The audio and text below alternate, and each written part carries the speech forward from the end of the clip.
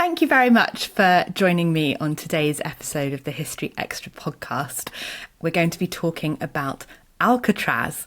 Can we start with the most basic of questions? What is Alcatraz?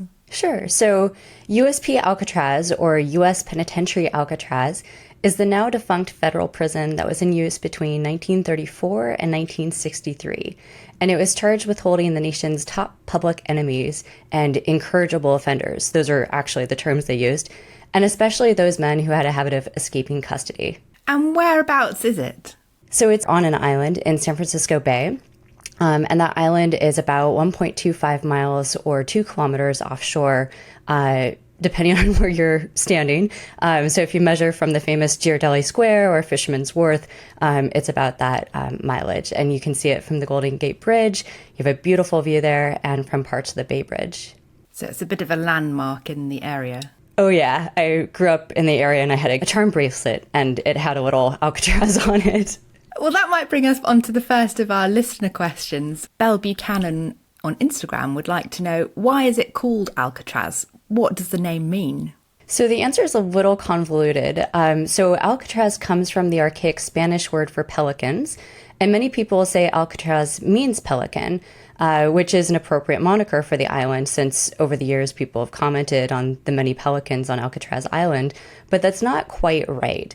So the Spanish word for pelican is actually pelicano, and the original name of the island wasn't Alcatraz, but Alcatraces, which is the Spanish name for the gannet, which is a different bird. So how did Alcatraz actually get its name if, all of that's wrong? So back in the late 1700s, there was a Spanish explorer who called a different island in San Francisco Bay La Isla de los Alcatraces. And in the same year, an English explorer then used that same name to describe Alcatraz Island.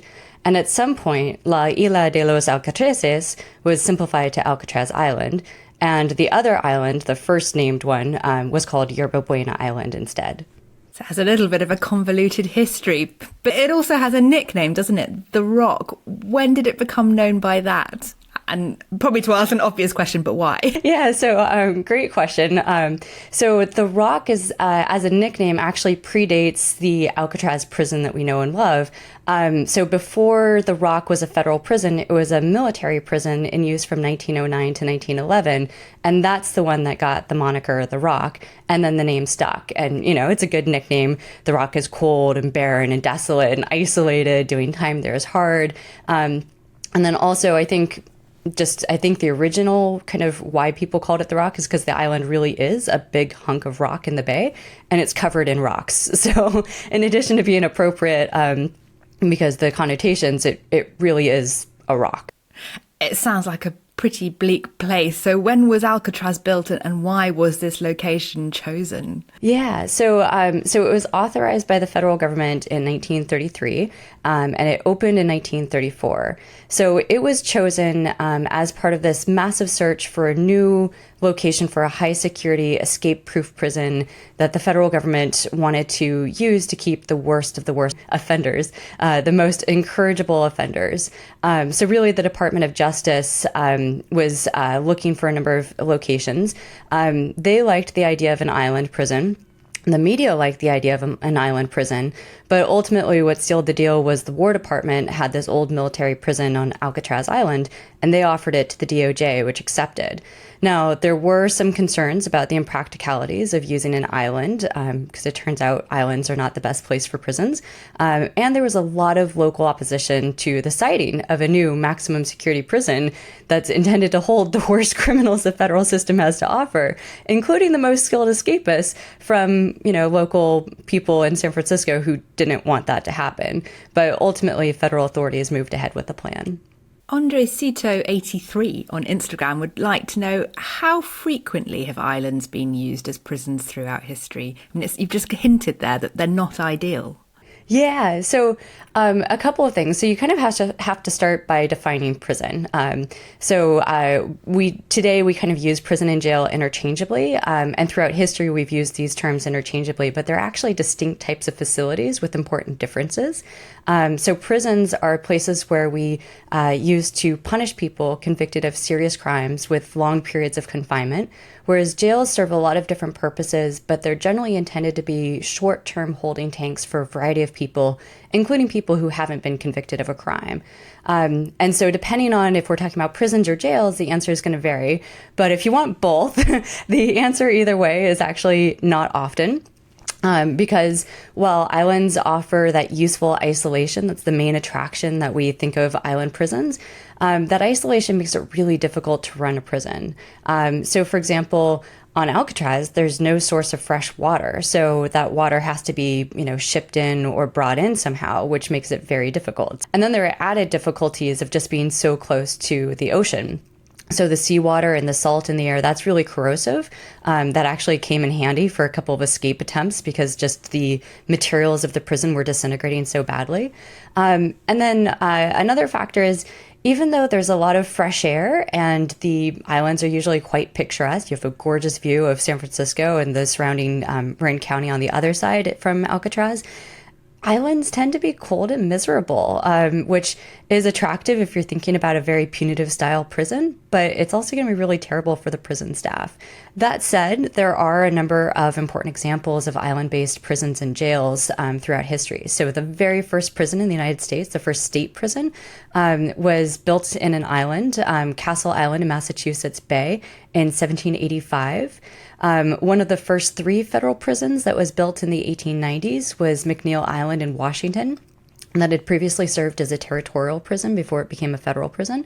And then there are a number of famous island prisons that people might have heard of, like the notorious Rikers Island in New York City, which is a jail, the very notorious Devil's Island Penal Colony in French Guiana. That one was actually, a lot of people refer to Alcatraz as America's Devil's Island. So that was very famous and notorious. It had an extremely high death rate and was known for its brutal treatment. If you like literature, the Chateau d'If in France was famous from the Count of Monte Cristo. And then Robben Island in South Africa, which is where Nelson Mandela was imprisoned. So we do have a couple of island-based prisons and jails, just they're not in the majority for sure. So before we get on to life in the prison and those escape attempts that you mentioned, 2 of our listeners would like to know quite a similar question. Max HF Quigley on Instagram and George Haig on Facebook would like to know what were the island's initial uses and what were they used for before becoming a prison. Yeah, so back in the 1850s, Alcatraz Island was used as a citadel or a U.S. Army fortress. And it was actually where we had the first lighthouse on the West Coast. And then over time, it started to house military prisoners. And then that was really formalized between 1909 and 1911 when they built a new military prison, which was known as the Pacific Coast Disciplinary Barracks for the U.S. Army. And again, that's the one that was known as the Rock. And so that's kind of what it was used for before it became the USP Alcatraz. And if we turn now to life in Alcatraz, what reasons were people sentenced to serve their sentences there, asks Roberto Alessandra on Facebook. Yeah, so basically people came from all over the federal system. So first of all, these were federal prisoners, so they committed federal crimes. They had to be sentenced in federal court and convicted of federal crimes, typically felonies. And they really ranged from a wide variety of crimes, from theft, especially car theft, to burglary and bank robbery and murder and tax fraud. So just a lot of different types of crimes. But usually people are transferred to Alcatraz if they had a history of escaping from custody, or even more commonly, just if they caused problems in other federal prisons. So it was seen as a worst of the worst in the prison system. Yeah, so it was definitely billed as the worst of the worst, but it was also kind of the most annoying and like the biggest thorns in the warden's side across the country. And Tracy Steele asks, is it true that officers' families lived on the island too? Yeah. So historically, prison staff, the administrators and the guards, their families would live at the prison. And that was true of Alcatraz as well. Both the warden's family and the prison staff families lived on site. They even had a social club for them. And then something that's important to know is actually all prison staff were required to live on the island as part of the security around Alcatraz. And that actually wasn't that difficult to get people to do because a position at Alcatraz was actually highly sought after. So a lot of people were anxious to move there and ultimately live there. Why was it so highly sought after? It gave them pretty good security, like job security. So there wasn't a lot of turnover. So that was pretty exciting. And could you give a flavour of daily life for the inmates of Alcatraz? What was it like to live in such a prison? Yeah, basically routine and monotonous, and pretty bleak. So it was kind of known as a maximum security, minimum privilege prison. That was one of the taglines that the Federal Bureau of Prisons would give the press. So, for example, what constituted a privilege at the time? Well, they could write a couple of letters and they could receive one visit per month from a blood relative or from their wife. So that was kind of like exciting. But when you weren't having one of those situations, it followed a very clear schedule, and that schedule didn't change. So basically, you would wake up and get ready at 6:30, and then you would be counted. Then you would leave for the dining hall before 7. And at the dining hall, they would basically do a bunch of signals by whistle, where basically you would sit, you would, stand there with your back straight. You had to keep your hands in certain positions. When they, blow the whistle again, you're allowed to start eating. When they blow the whistle again, you have to stop eating. You have to finish exactly what's on your plate. Like just really meticulous, strict rules and procedures. And so that would be, your breakfast. And then they would work from 7:30 to 11:15. And in between, they would have an 8-minute break. So basically 2 shifts. And then they would be counted, and then they would have lunch. Same deal with the whistles and all that. Then at 12:30, they would return back to work until 4:10, where again, they would have an 8-minute break in between. And then they would be in their cells and they would have another count. Then they would have dinner, and they would do that by 4:25. And then it was back to their cells by 4:50 with yet another count. And then they were basically in their cells from that count until the next count the next morning. So they were in their cells for about 14 hours overnight. And then twice a week, they could shave and shower. On Saturdays, they got yard time in the afternoon where they could engage in various recreational sports or play chess or checkers and that sort of thing. And then on Sundays, there'd be either a Protestant or Catholic mass, depending on your preference, in the morning. And after that, they got yard time in the remainder of the morning. So basically, they were in their cell or working for the majority of the time that they were there. And could you tell us a little bit about who some of the most famous or notorious inmates were of Alcatraz? Sure. So if you like early gangster films or movies about the Depression era bank robbers, of which there are a lot, you'll recognize a lot of the big names who spent time at Alcatraz. So most famously, Al Capone, but also Machine Gun Kelly, Alvin Karpis, also known as Creepy Karpis, Doc Barker of the Barker Gang, and plus a lot of people who ran with folks like Bonnie and Clyde, John Dillinger, Pretty Boy Floyd, and other members of the Barker Karpis gang. So Bonnie and Clyde didn't actually go to Alcatraz, they were killed, but some of their cohorts were, same with John Dillinger and so on. There's actually a pretty famous case that's a kind of an interesting story that gives you a sense of why Alcatraz was created, basically. So there was a criminal named Roy Gardner, and so he was famous at the time. I actually hadn't heard of him. I'm not sure there were any movies made about him. Maybe there were, but he was notorious at the time, and he was known as a bank robber and a train robber, and he had a history of escaping custody. So he was basically the type of prisoner that Alcatraz was made for. So after he got to McNeil Island, which was one of the 3 federal prisons that predated Alcatraz, he told the warden, "I won't be staying long." And then after he escaped from McNeil Island, as promised, he was recaptured and he was transferred to Leavenworth, which is a famous American federal prison. And he bragged, "Leavenworth won't be holding me." So he didn't actually escape, but he was transferred to Atlanta, which is our 3rd federal prison that predated Alcatraz. And there he was pretty much a pain in the warden's side. He created a hunger strike and was generally difficult. And so he got transferred back to Leavenworth to an annex prison at Leavenworth.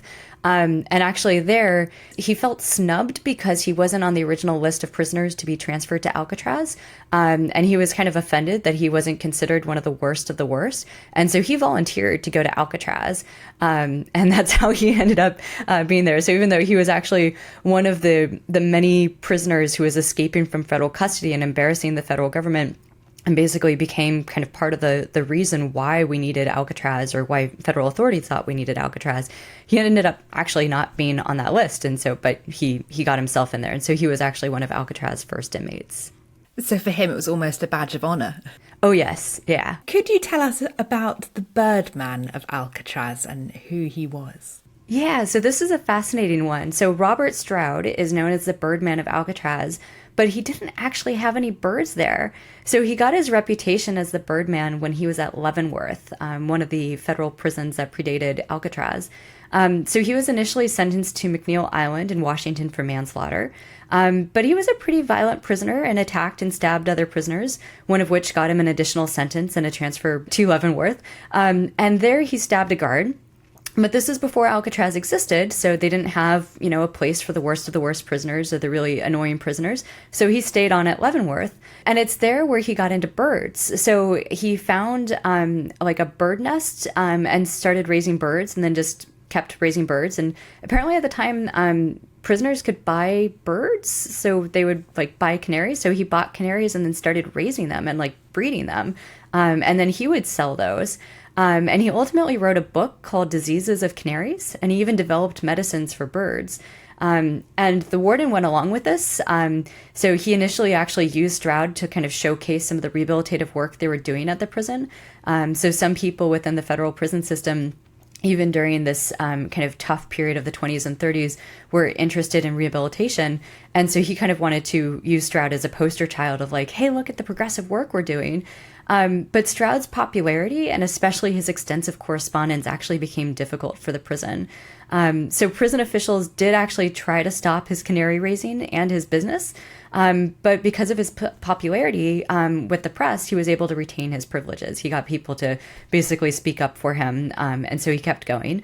But ultimately, what ended it is there was a dispute about him not receiving royalties from his book. And somehow that landed him back in Alcatraz. I think either the warden was embarrassed, or they just wanted it to stop, or I don't know. But for whatever reason, that's actually what got him in Alcatraz. And at that point, he had to leave behind his birds, his business, all of the equipment that he had developed, all of his medicines. And when he got to Alcatraz, he actually spent a lot of time in solitary confinement there.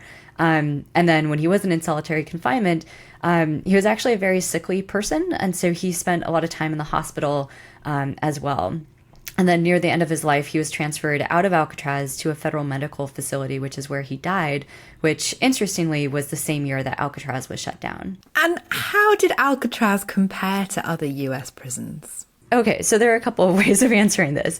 The short answer is it was strict and more punitive, and it was kind of known to be that way. But you can also kind of think more big picture. So kind of architecturally and thinking in terms of prison design. So to kind of situate Alcatraz in the larger history, it actually spans two eras of prison design. American prisons kind of have these eras where we build prisons that all kind of look the same, and then we move on to a new design. So it's kind of straddling these two eras. So the first one is what we call the Big House era. So this is a period of about the 1910s, and it kind of goes into the 1930s. So the Big House is the classic design that we see in a lot of prison movies in the first half of the 20th century. So these are multi-story cell blocks. The cells have bars in the front, and they're generally designed to hold one or two prisoners. The prisoners usually work in some sort of industry, famously making license plates, but they would also do other manufacturing, of course. So big house prisons were supposed to be pretty tough places focused on a combination of deterrence and incapacitation. Basically, the idea was make doing time scary enough so that people don't want a repeat. They don't want to go back to prison, and other people learn from their example and they think, oh, I don't want to go to prison, so I'm not going to commit crime. And in the meantime, at least they'll be off the streets.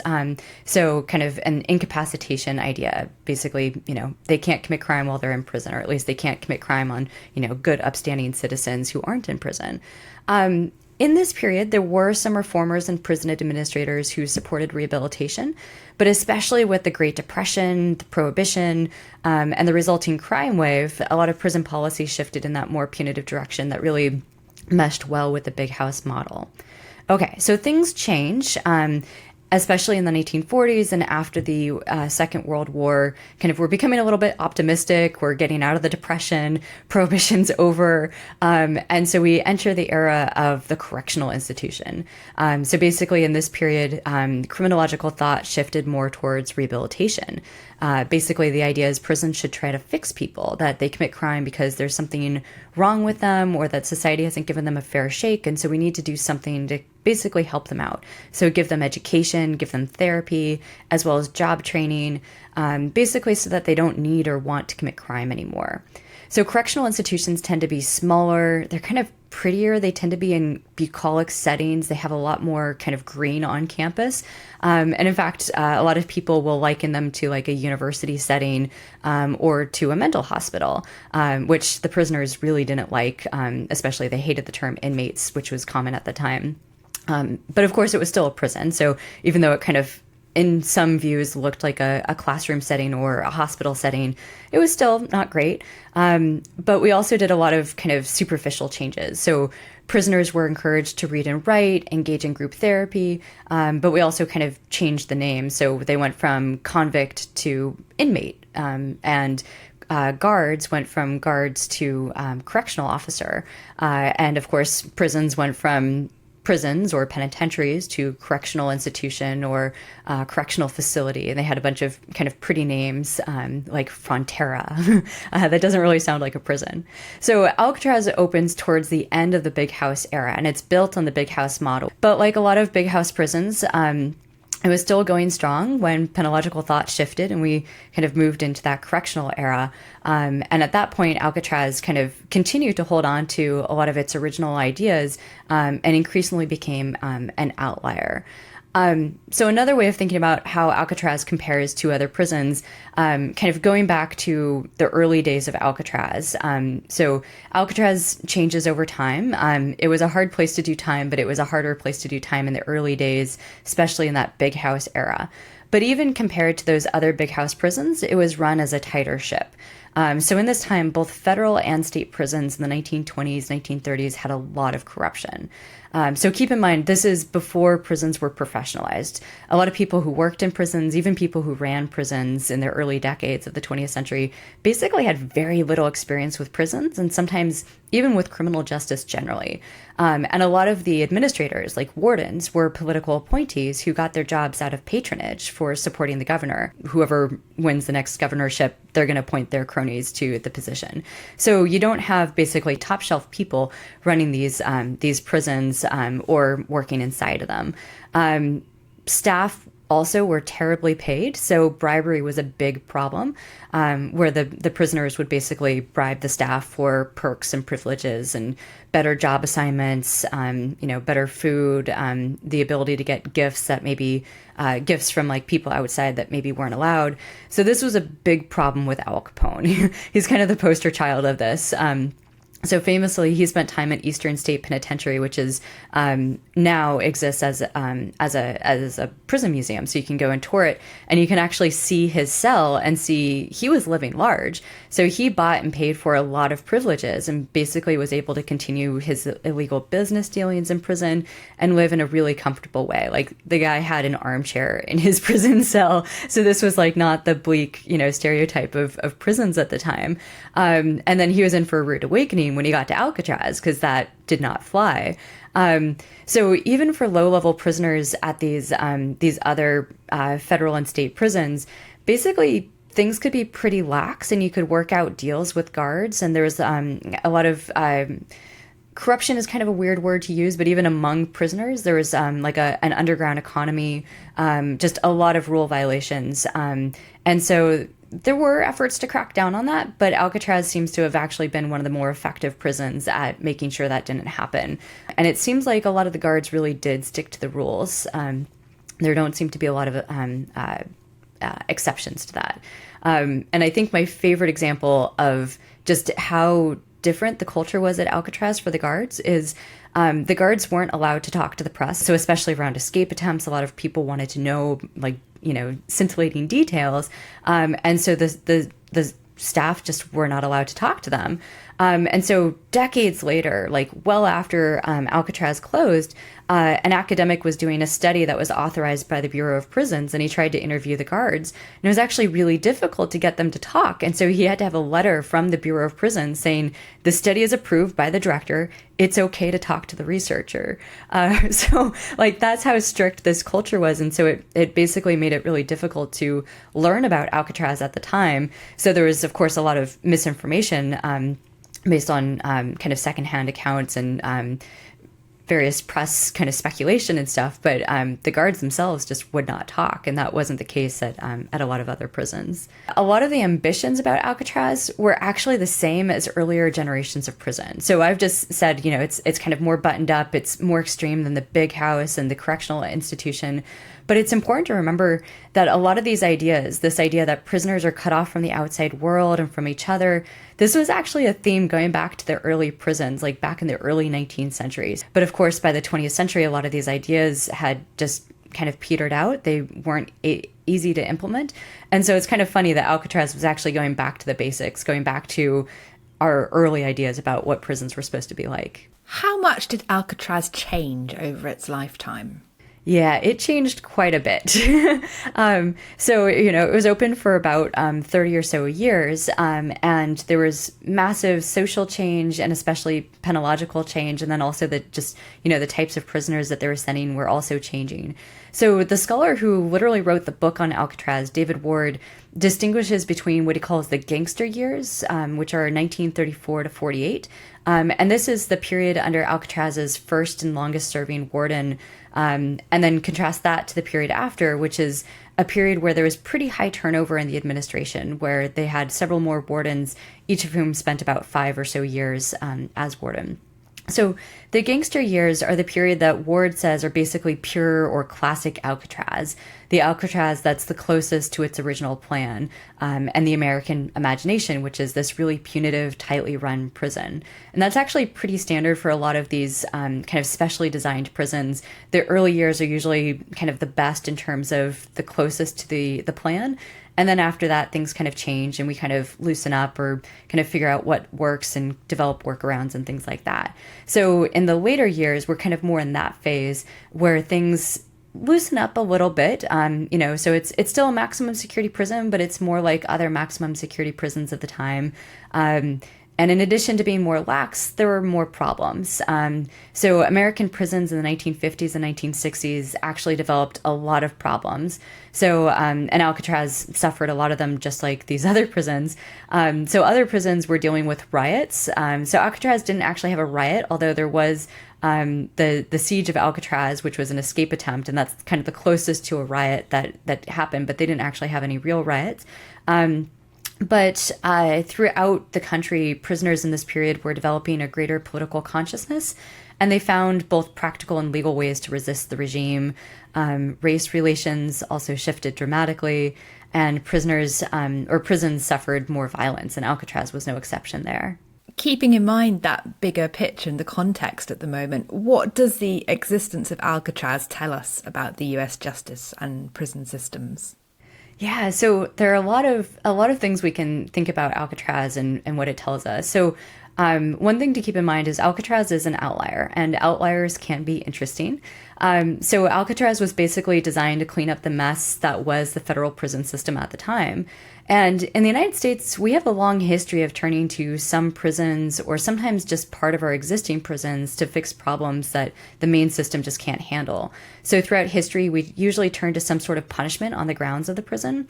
Usually this would be some version of the hole or dark cell, various names for where prisoners would do additional solitary confinement, usually on a bread and water diet for a period of days or weeks.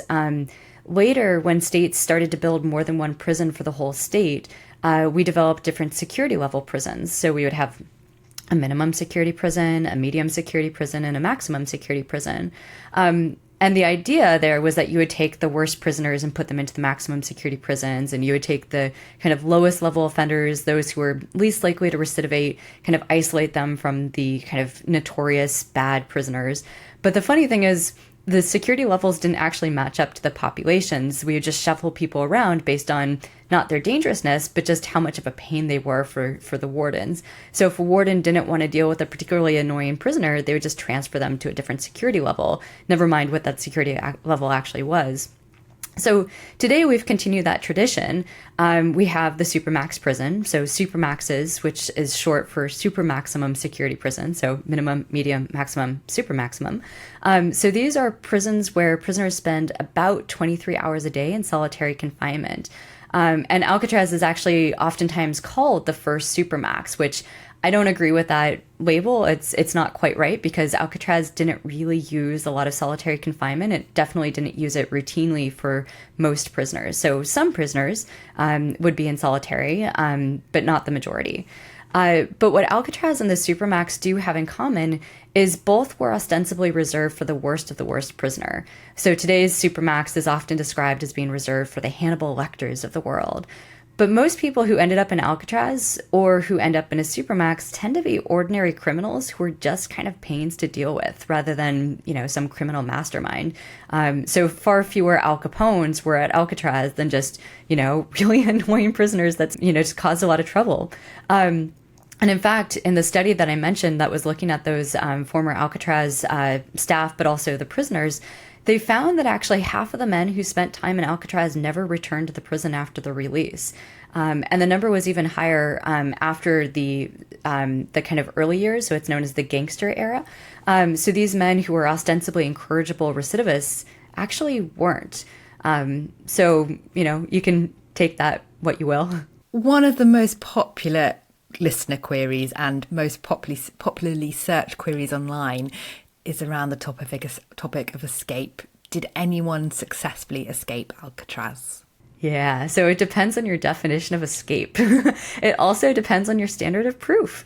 So there were at least 14 known escape attempts by individuals or groups of prisoners. And a lot of them died trying, or they were caught or just gave up. So did people get out of their cells? Did they get out of the buildings? Yes. But a lot of those would probably be considered unsuccessful because they were, caught or died. Quite a few actually made it to the water, and some were even able to hide out for a few hours before getting caught.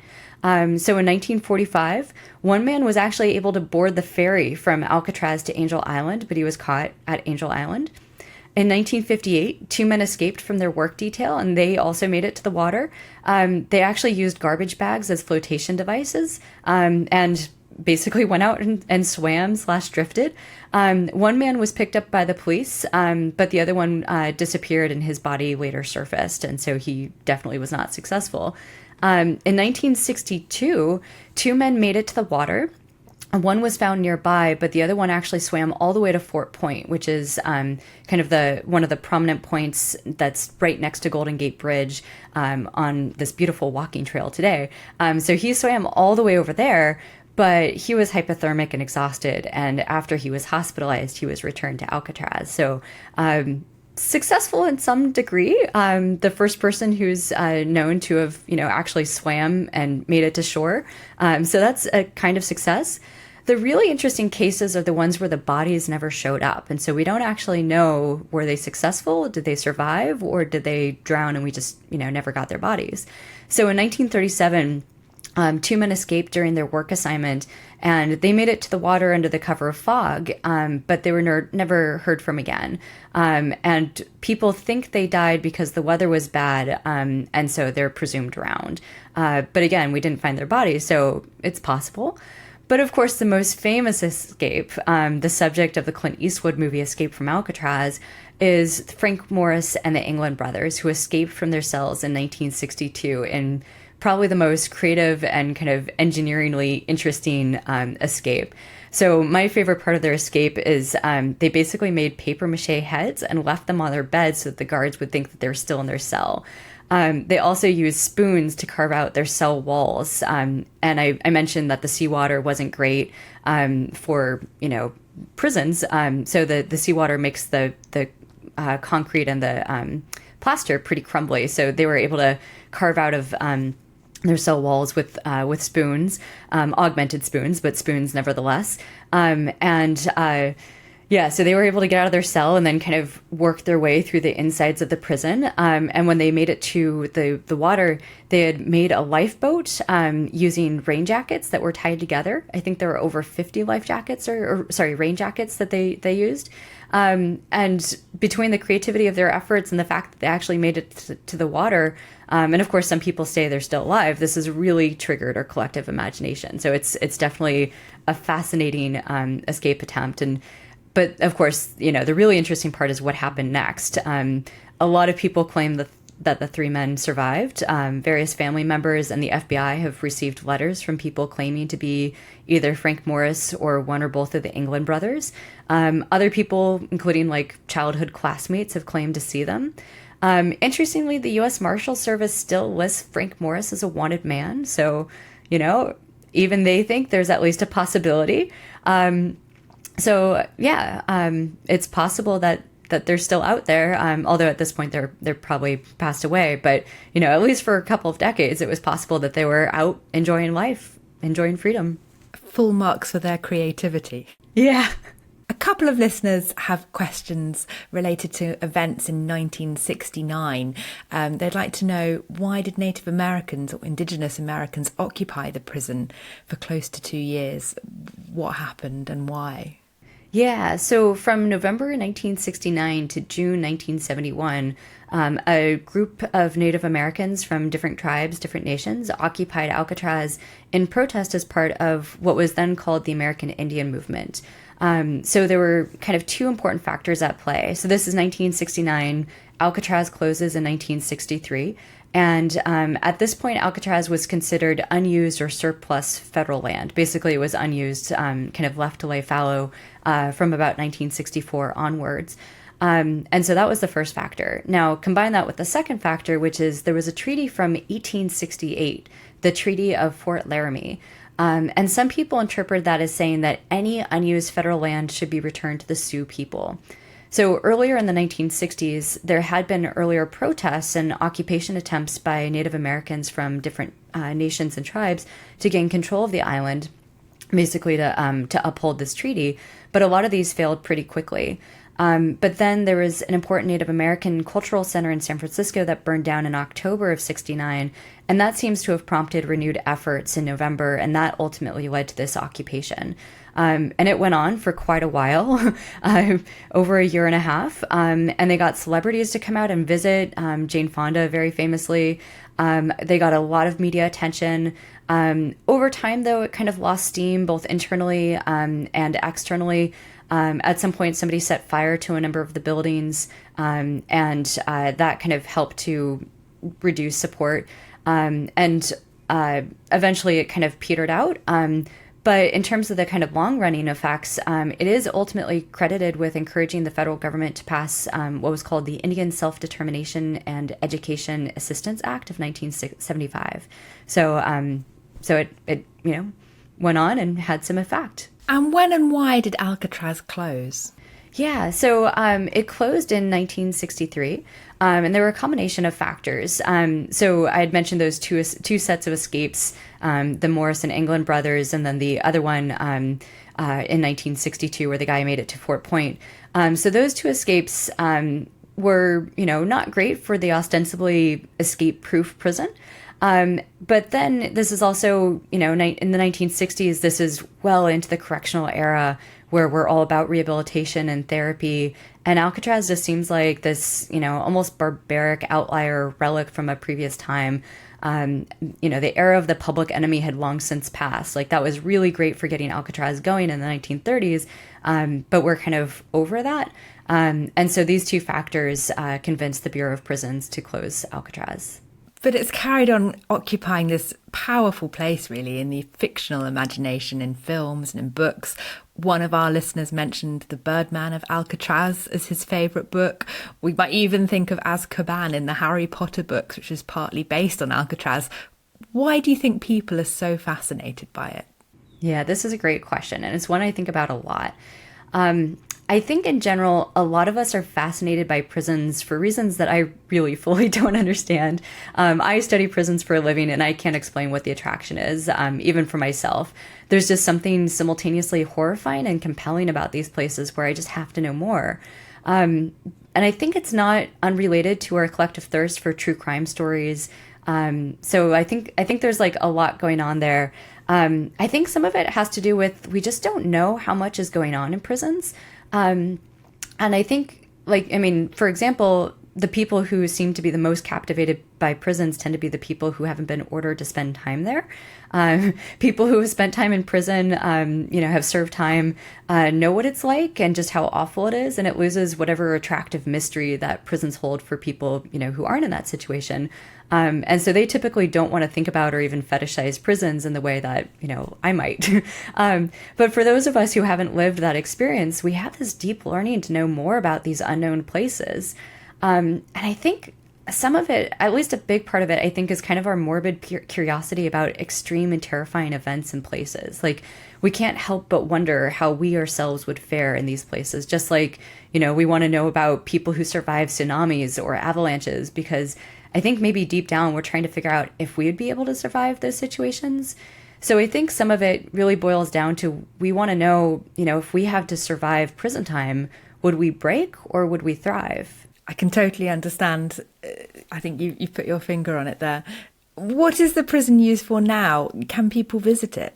Yeah, absolutely. So in 1973, Alcatraz was added to the Golden Gate National Park and opened for tours. And to this day, you can get on a ferry and you can head out to Alcatraz for a tour led by the National Park Rangers. And once there, if you're a really good swimmer, you too can swim back to San Francisco during the annual Escape from Alcatraz triathlon or the regularly scheduled Odyssey Alcatraz swims, which actually have friends who have done those. So it's absolutely visitable and swimmable.